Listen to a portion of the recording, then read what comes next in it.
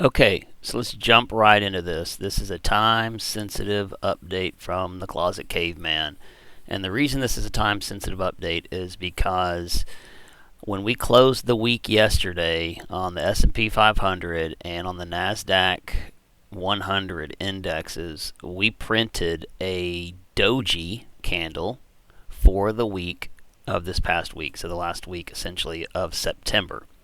Now, keep in mind we are in a very sensitive, seasonally weak period of time because the fall is always one of the weakest times of the year when we see big crashes. That's primarily due to you have the U.S. government's fiscal year end, which happens in September, which we're seeing it ends September 30th.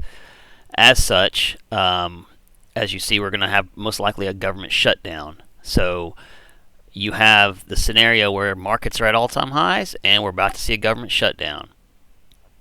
The other reason, if you go back in history and look at some of the biggest crashes, namely the 1987 crash, the taper tantrum of I think 2013. Even if you look back to 2022, we have major market events happening in the fall, specifically September, October. Sometimes you can throw in August. I've seen some crashes in August too. But the point is that we've had quite a significant run since the April 7 lows or April 9 lows, however you want to call it. And we're at an inflection point mainly because you have political issues with the government shutdown. You have geopolitical issues with war in Europe and war in the Middle East. And the U.S. is getting pulled into that. That's just the reality. And then you have this scenario. Well, we'll go into it, but the point is that when you have this long run and you start looking at valuations, most of the talking heads on TV, and I agree with them, are looking at valuations, especially on the Nasdaq. All the tech companies, this AI bubble, we're essentially in a bubble. And valuations are way, way stretched. I've heard numbers like 23, 24 times earnings on the S&P 500, maybe even far above. But those are territories we've never been in. If you look at the dot-com bubble, I think the PE ratio when before the crash was somewhere in the 23 range, 24 range, maybe higher. But what I'm pointing out to you is that you have all of this backdrop of concern, and then you have markets at all-time highs, and then you print a doji on the weekly chart. What that means is a doji is a signal of indecision. Let me just show what I'm talking about. I'm sorry, I should have done this before. Boom. Okay, here we are. This candle right here is the doji candle, and this is last week. So let me show you why I'm saying all this. Boop, boop, boop, boop, boop, boop, boop. Okay. This is from Steve Nissen's book on candlesticks. Let me see if I can make it a little bit bigger for you. Okay. Let me just quickly go over this. This is from the chapter on dojis, and you can see a snapshot of this chapter. It talks about since the session is playing something very different, blah, blah, blah. If the market is then at an important market junction, if the market is extremely overbought or oversold, if there are other technical signals sending out an alert. So this is what is set up for talking about why the doji is important and when to pay attention. Here we go. Since a doji can be a significant warning, it is better to attend to a false warning than to ignore a real one.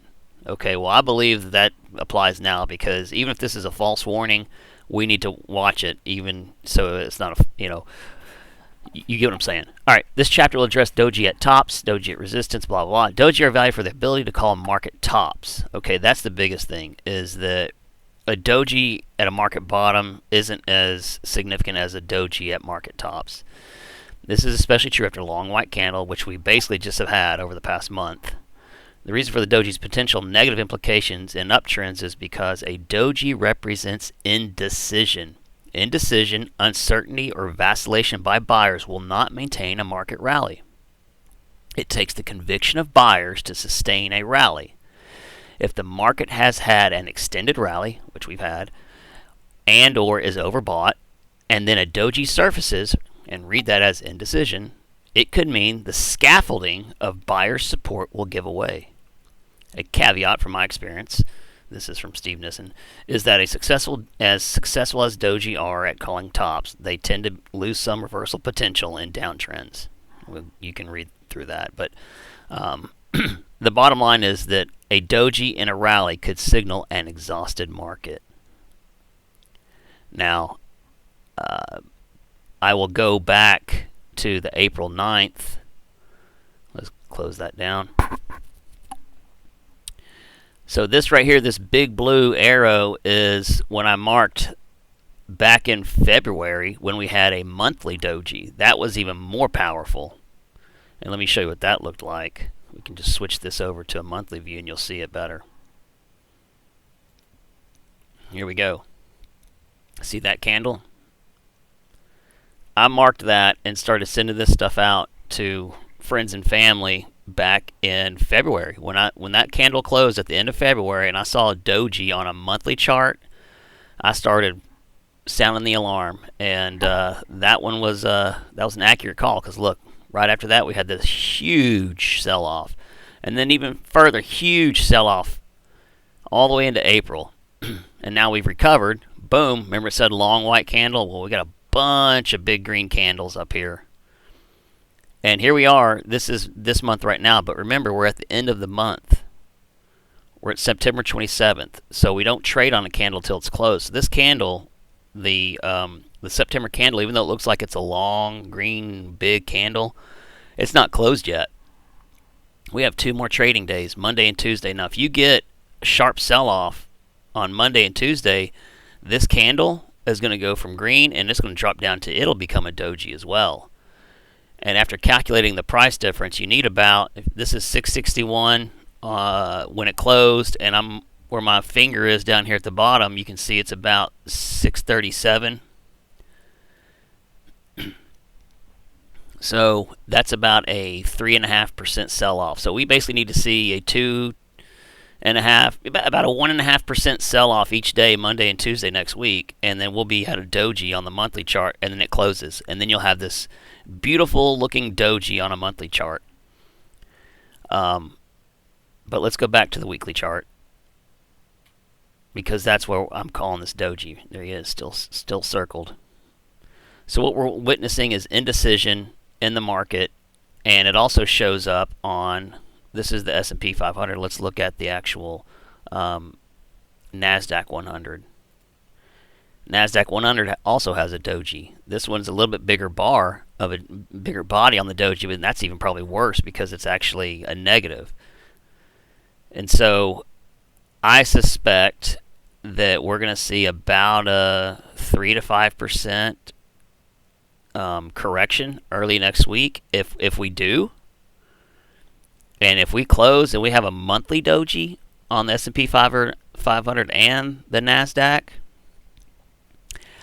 that would be a big deal. That would be, we would probably go into another, a correction for a couple months. I think we'll come out of it in December, January, but we're in a very seasonally weak time, and everyone needs to be on guard.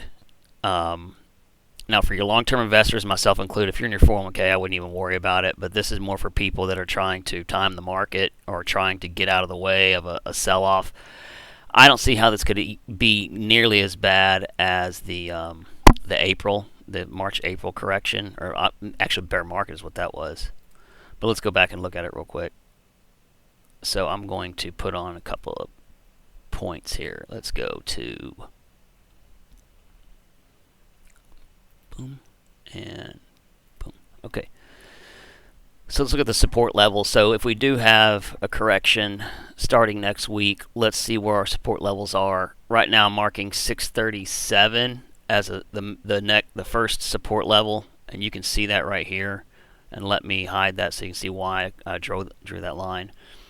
So if you look at this bar broke out and hit resistance, and then the next bar opened and it dropped, and then the next bar went right back up to that same spot and closed.